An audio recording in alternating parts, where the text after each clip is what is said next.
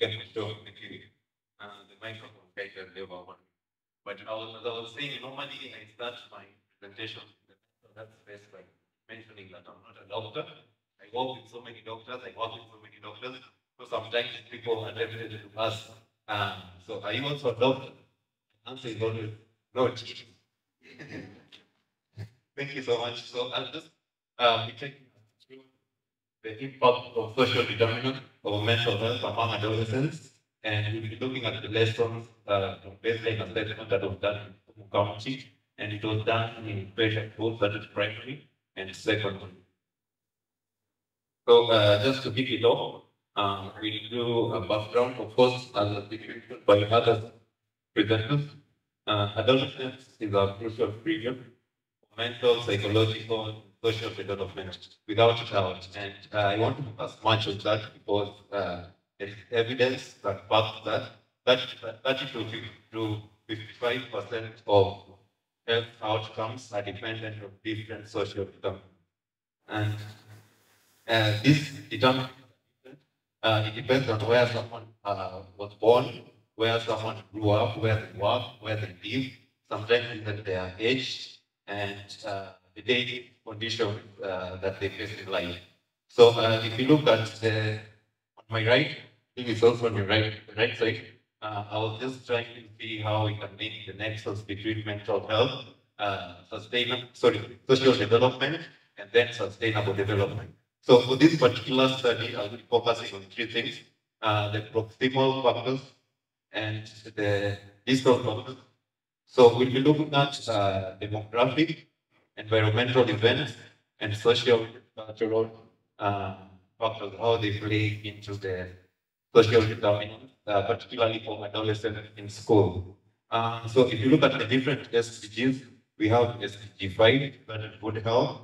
We have SDG 4, quality education.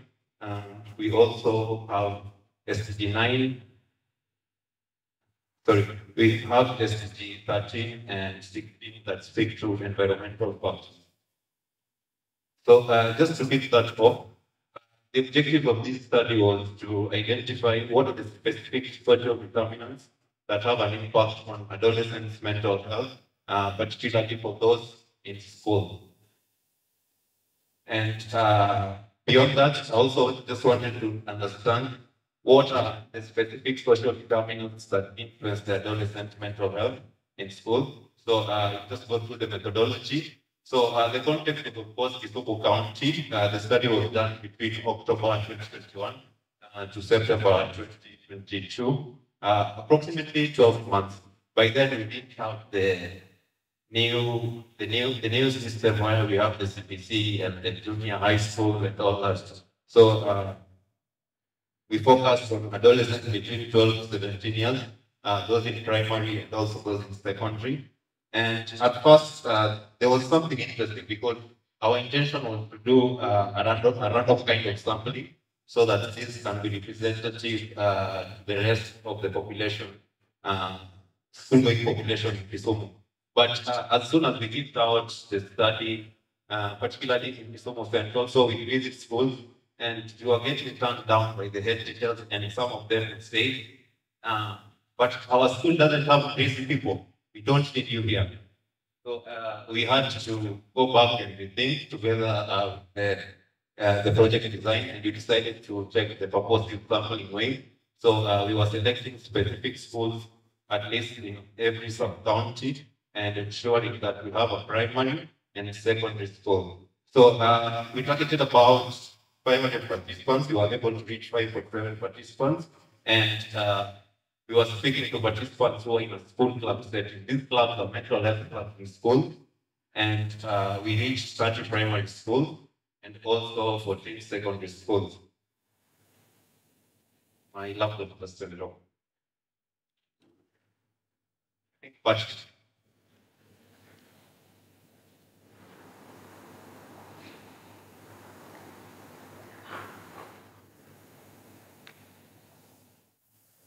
that is well an inline study. You can remember what I'm talking about in place of the baseline assessment that you carried out. That is before our intervention. And one of the notable findings from school was also that not find qualified counselors in most schools, and you find that teachers that were doubling up as counselors were also taking the students on other subjects. So there was kind of also a conflict of interest, and the students did not find this to be right, and most of them would not open up to these teachers. And you target specific schools and see if they met the criteria that you're looking for. Were they willing to have mental health clubs in their schools? And were they also willing to commit time? And it was quite tricky because we remember that it is during this period that people went back to school after COVID, and the lessons were quite intense, and the teachers didn't feel like we should take some of the students' time talking to them about other matters away from education. So just a quick dive in the findings. We start with the demographics, and you realize that majority of our participants were from 7 sub-counties. 7 is next to Kisumu Central, and followed by Nyando at 20.48%. And I'd just like to mention at this point that Kisumu is sort of urban and very urban and rural. But if you think of the urban part of Kisumu, it's only Kisumu Central. That is one out of the 6 sub-counties. The rest of them are basically rural kind of setups. So Kisumu Central recorded the lowest percentage. I think also owing to the kind of rigorous curriculum that most of the schools in the urban setup go through. And there were also other programs from other different organizations that were taking place, and some of the schools didn't feel like they wanted an additional program in their school. So just a quick look at the different genders level of education. So in primary, we got about 163 girls and 123 boys. The recruitment was being done voluntarily, and also the counselors in school who are doubling up as teachers would be able to recommend some of the students who should have been in the, whom they thought should be part of the mental health clubs. So primary at 52% and secondary at 46.72%.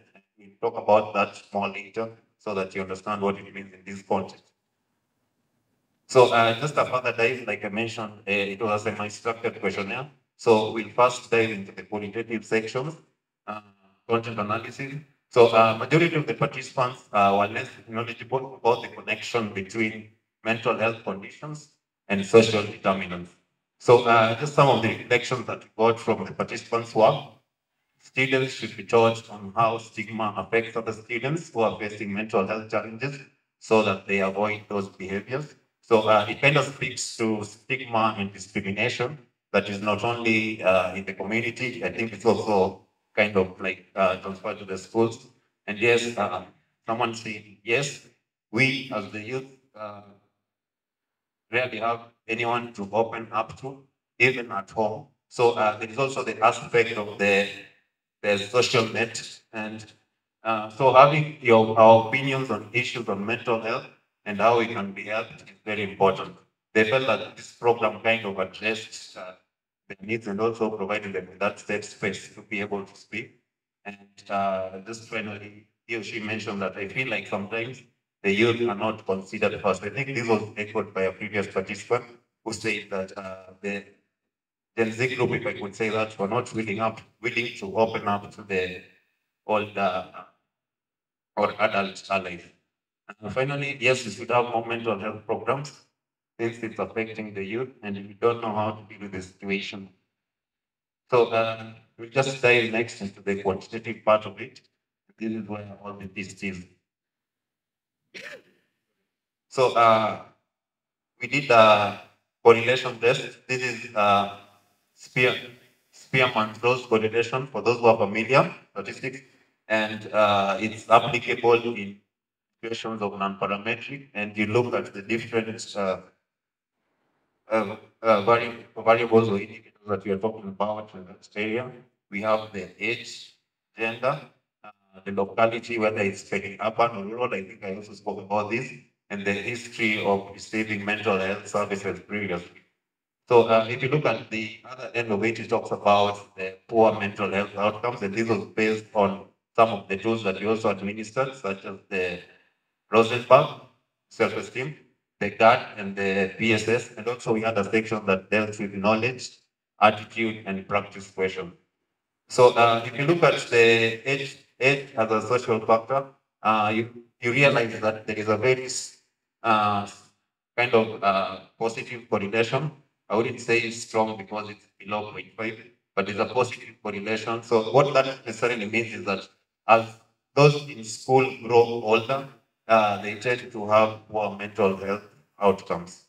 And we also assessed the gender as a social determinant factor, and we were looking at only two genders, that is the female and male. And there was a leaning towards the female group, who also formed a majority of our participants. And there was also some correlation.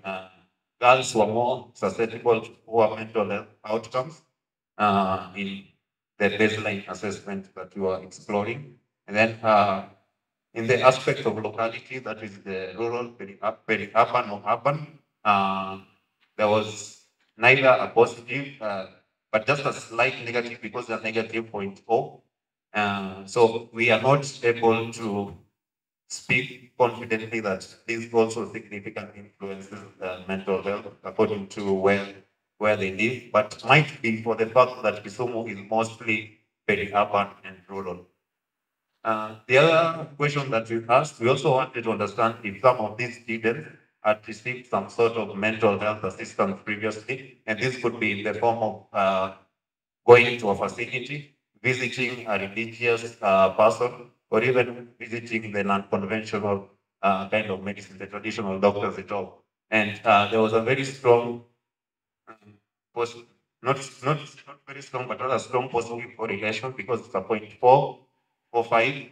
And this simply means that for those who gone to receive some services in terms of mental health, they were more susceptible to poor mental health outcomes. So I guess you want to keep your child from ending up in a state where they have to seek a service from either of the practitioners. And then to finally conclude, I just wanted to mention that this study was a first of its kind, particularly in Western Kenya, to rigorously explore the social determinants of mental health in school within the region, and also for the fact that mental health literacy in schools is a very powerful tool to help those in schools learn social and emotional resilience so that they're able to cope with the different stressors. And also enhancing support systems within schools, be it having qualified counselors or having just someone drop in every week to talk to the students. And also within the communities, the support groups at all, would also provide a solid, positive mental health foundation. And this, of course, will result in positive impacts into their adulthood. So those were some of the references that we went through, including the mental health task force report. And then finally, just to acknowledge that the data we were looking at was from another organization, from a program funded by Comic Relief and Foreign Commonwealth and Development Office, that is FCDO. Thank you.